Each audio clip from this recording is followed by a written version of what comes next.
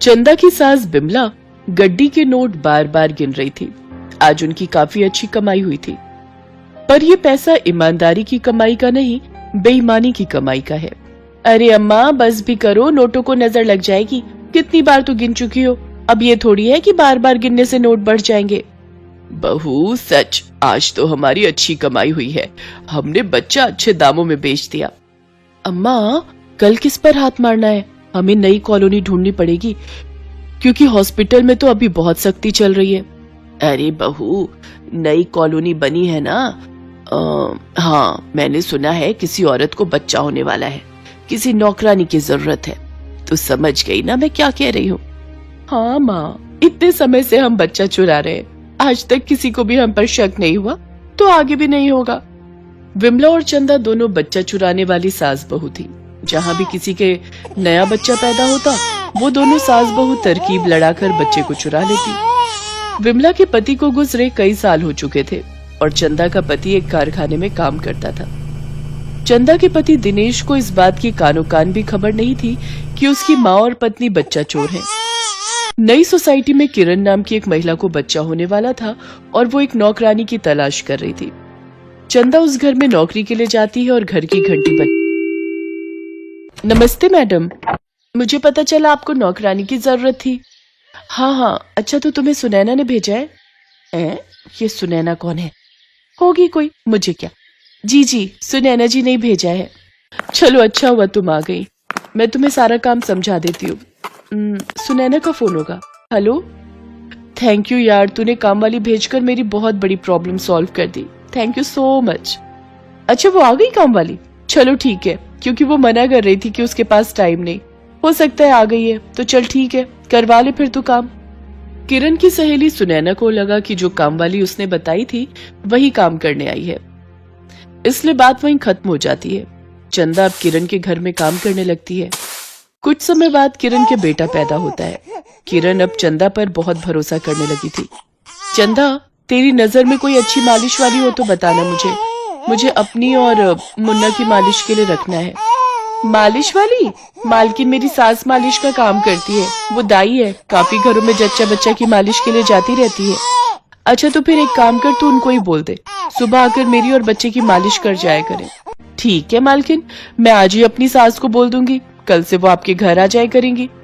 चंदा का काम बन गया। अगले दिन बिमला मालिश के लिए आ जाती है और वो किरण और उसके बच्चे की मालिश करनी शुरू कर देती है। बिमला को मालिश करते हुए 2 दिन हो चुके थे। मालकिन, मैंने मुन्ना की मालिश करके उसे धूप में थोड़ी देर लिटा दिया है, या तो आप नहा लो, फिर मैं बच्चे को नहला दूंगी। ठीक है, फिर आप मुन्ना के पास बैठो, मैं नहा कर आती हूँ। चंदा, तब तक अपनी सास को चाय बनाकर दे दे, वो बहुत देर से आई बैठी है। मालिक ऑफिस जा चुके हैं, बाहर दरवाजे की कुंडी भी लगा दे। ठीक है मालकिन, मैं लगा देती हूँ, आप नहाकर आ जाओ, तब तक मैं आपकी भी चाय बना दूंगी।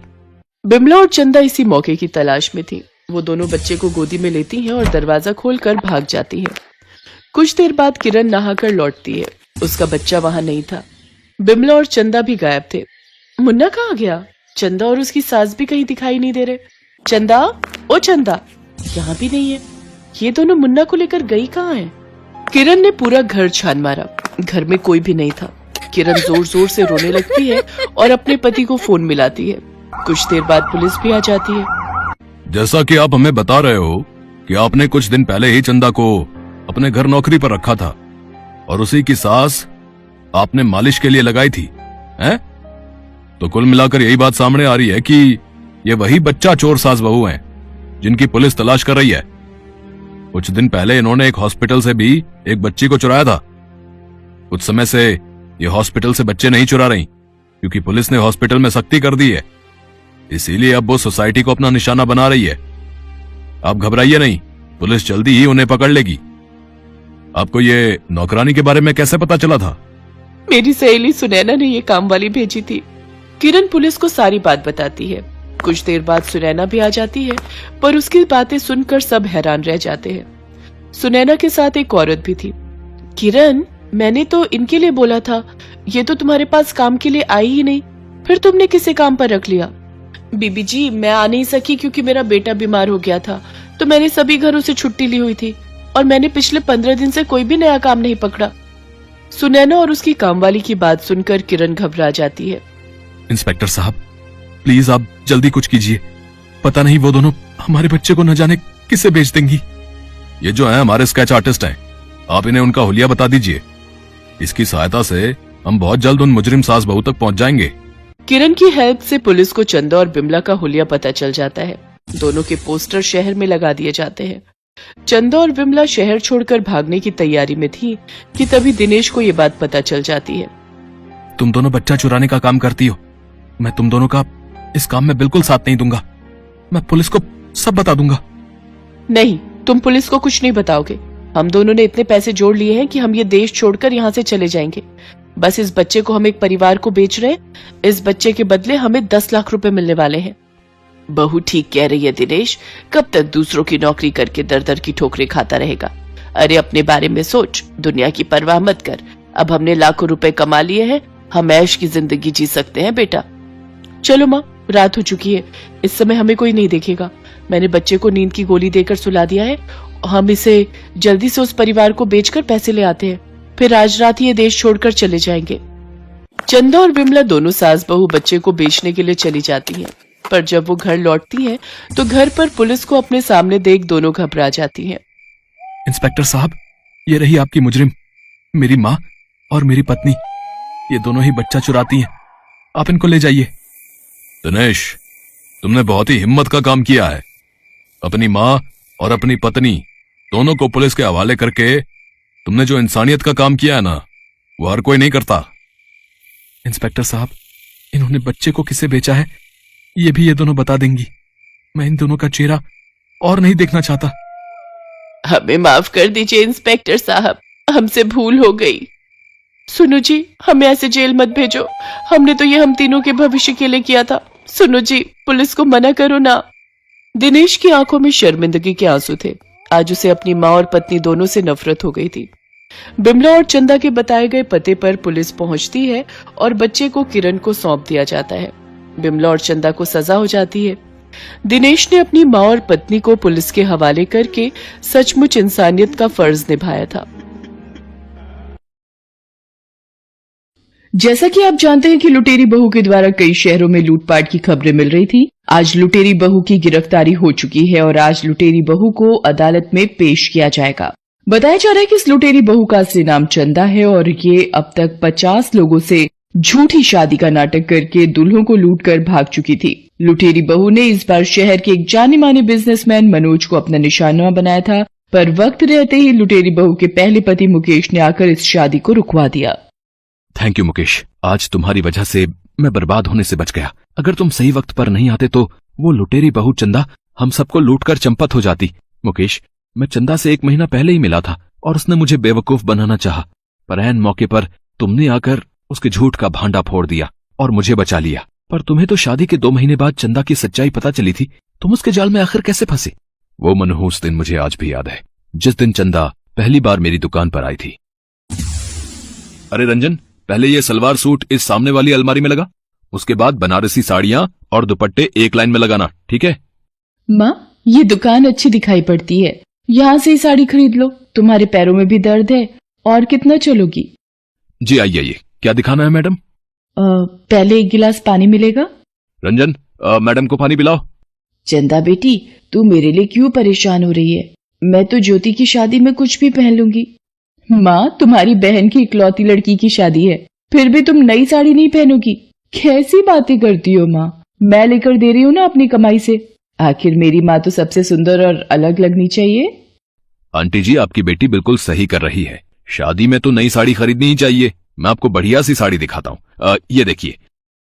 माँ, ये वाली तुम पर बहुत जचेगी, ये ले लेते हैं। सुनिए, आप ये तैयार करवा दीजिए। फॉल और ब्लाउज के साथ कब तक तैयार हो जाएगी? जी कल शाम को आप ले लीजिएगा। और आपके लिए कुछ डिजाइनर सूट या साड़ी कुछ दिखाऊं क्या? बहुत बढ़िया कलेक्शन आया हुआ है। जी नहीं, अभी तो नहीं, फिर कभी जरूर आऊंगी लेने। मैं साड़ी कल शाम को आपसे उठा लूंगी। अगले दिन चंदा अपनी माँ की साड़ी उठाने आती है। जी, वो साड़ी तैयार हो गई? हो चुकी है, बस लड़का ब्लाउज पर प्रेस के लिए गया है। 5 मिनट में आ जाएगा, आप बैठिए। कितने साल हो गए आपकी इस दुकान को? ये दुकान पहले मेरे पापा संभालते थे, उनके जाने के बाद से ही मैंने इस दुकान की जिम्मेदारी संभाल ली। अब तो बहुत साल हो गए हैं इस दुकान को। आपके पिताजी, वो जो सामने तस्वीर है वो आपके पिताजी की है? जी मेरे पिताजी की है। वैसे पिता को खोने का दुख मैं जानती हूँ, क्योंकि अपने पिता को मैंने बचपन में ही खो दिया था। अब ये आपकी साड़ी पैक हो गई है, ये लीजिए। सॉरी, बस वो मैं शायद थोड़ा भावुक हो गई। थैंक यू, आपने एक दिन में ही साड़ी तैयार करवा दी। अब माँ ये नई साड़ी पहन लेंगी। मेरी तो कोई बात नहीं, कुछ भी पुराना। क्या हुआ मैडम, कुछ कमी है क्या साड़ी में? नहीं नहीं, मैं चलती हूँ, शुक्रिया। फिर उसके जाने के बाद क्या हुआ? चंदा भी अपने दिमाग से खेल रही थी। वो जानबूझकर उस दिन। मुकेश भैया, ये जो मैडम अभी आई थी अपना सामान भूल गई हैं। अरे अब कैसे उन तक पहुंचा जाए? अरे हाँ, उन्होंने अपना नंबर लिखवाया था। मैडम, हेलो मैडम, आपका कुछ सामान हमारी दुकान पर रह गया है। ओह अच्छा, इसमें तो मेरा बहुत जरूरी काम का सामान है। आप एक काम कर सकते हैं, आप शाम को मेरे घर पहुंचा सकते हैं मेरा सामान। आपकी बड़ी मेहरबानी होगी। आप मुझे अपने घर का पता दे दीजिए, मैं खुद आपको घर पर सामान दे आऊंगा। आप परेशान मत होइए। मैं शाम को चंदा के घर पहुंचा, पर मैंने देखा। माँ, तुम समझते नहीं हो, वो एक नंबर का गुंडा है। मैं उससे शादी नहीं कर सकती। ये जरूरी तो नहीं कि हम लोग गरीब हैं, हमारे पास पैसे नहीं है उसका कर्जा चुकाने के लिए, तो मैं किसी के साथ भी शादी कर लूं। पर चंदा, हमें उसके 2 लाख रुपए अगले 2 दिन में लौटाने हैं, नहीं तो तुम्हें उससे शादी करनी ही पड़ेगी। अब ये मैडम आपका सामान जो हमारी दुकान पर रह गया था। आपका बहुत बहुत शुक्रिया। आपको हमारी वजह से इतनी परेशानी हुई। माँ की तबीयत अचानक खराब हो गई थी, तो इन्हें डॉक्टर के पास ले जाना पड़ा। बस अभी चेकअप करवाकर डॉक्टर के पास से ही आ रहे हैं। कोई बात नहीं मैडम, ये तो हमारा फर्ज है। हमारे किसी भी ग्राहक का सामान दुकान पर रह जाता है तो उसे संभाल कर रखना हमारी पूरी जिम्मेदारी है। अच्छा, मैं चलता हूँ।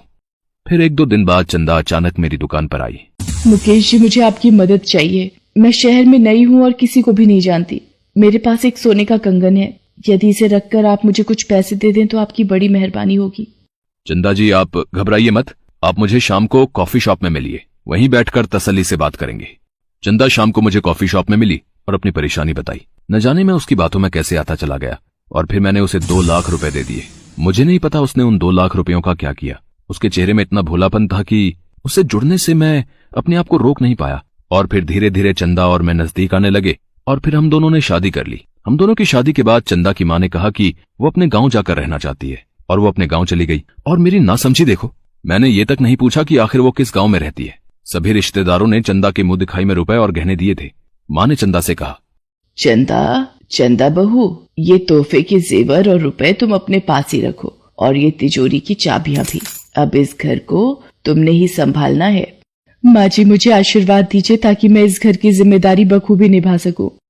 सब कुछ ठीक चल रहा था। चंदा भी उस वक्त ऐसे व्यवहार करती थी मानो कि वो कितनी अच्छी और संस्कारी पत्नी और बहू थी। हमें उस पर कभी भी शक नहीं हुआ। पर एक दिन अचानक। माँ, कैसी हो तुम? अचानक, न कोई पता न कोई खबर।